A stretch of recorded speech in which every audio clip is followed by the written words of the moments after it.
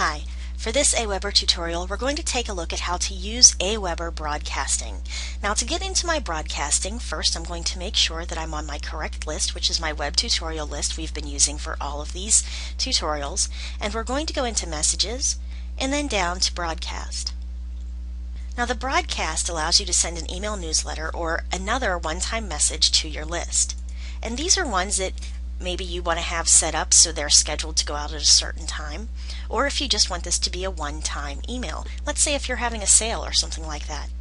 So we can choose under New HTML Message whether we want an HTML message, and it gives us a lot of templates we can use to create our emails, a plain text message, which is text only, or you can paste in your own custom HTML message.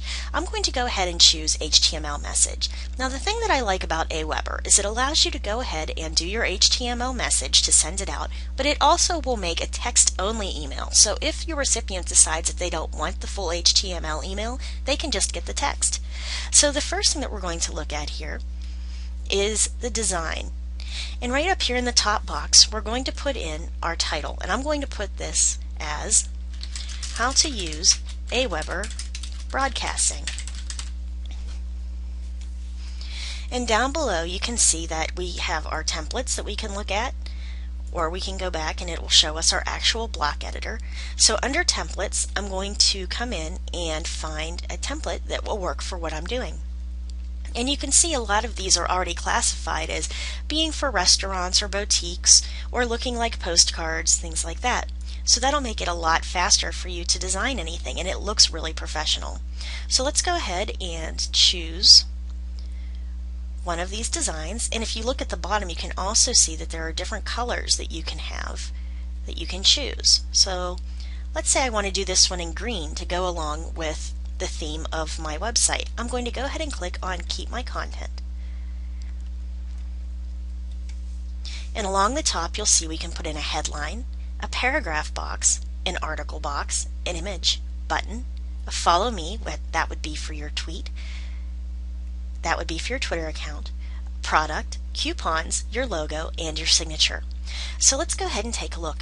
What we're going to do first is we're going to use the block editor to come in here and make our changes.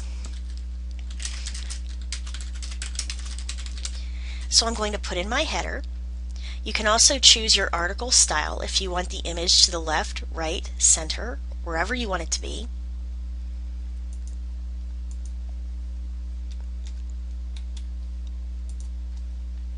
If you want to put a read more link, you can put the URL of your read more link, what you want the text to say, and you can edit the article image as well. And by doing that, you can grab the image URL directly from Aweber, or you can do it, say, from your own website. I could put a paragraph down here, and it's put it right down here at the bottom, and you can see that it will even allow you to put in some smart text that will pull in your recipient's first name. We can put in any buttons that we want, and if we click on that button it's going to allow us to put a link to wherever we need it to go.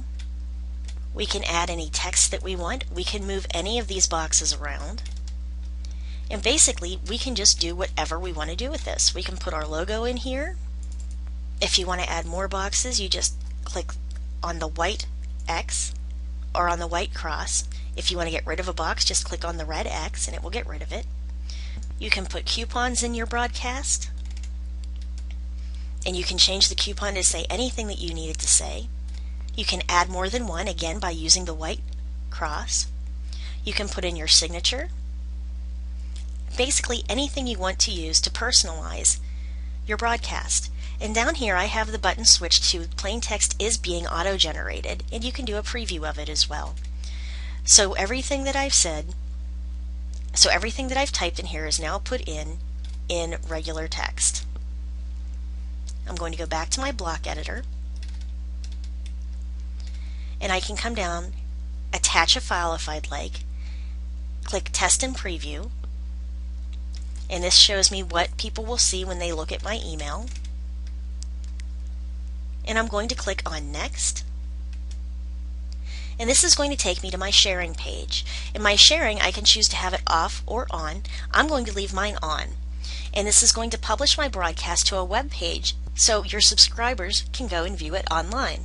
It will also give you a direct link that you can put into any emails or other information, and it gives you the RSS feed. Underneath, it has your social media if you want it to Facebook or Twitter, and you can choose whether you want it posted or not. Now, you just have to make sure that you connect it to your Facebook page or to your Twitter page, and it will allow you to post it or not post it to both of these social medias. And I'm going to click Next. Next are my publishing options.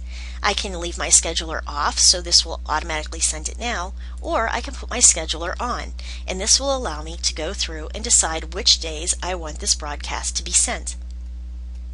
Over to the right, it has my send options. Right now it's going to send them to my Web Tutorial 1 page, and I'm going to send it to everyone in that segment, but I can also choose people, say, that have only been there for the past month or so in that mailing list. I can also choose to include and exclude other lists for my broadcast, so just click the boxes next to the ones you want to include or exclude. Remember, you want to track your clicks on your website links in this message. That way, anyone who clicks on a website link in the message, it will come back to you, so you'll know if people are clicking through on your message. And it will email you when the quick stats are available, which is going to be within a day or 2 days of when the broadcast goes out, and you'll find out how many people read the email, how many opened it, how many bounced, how many clicked through to look at the links that you put in, and other information, so you can see which ones are really being effective.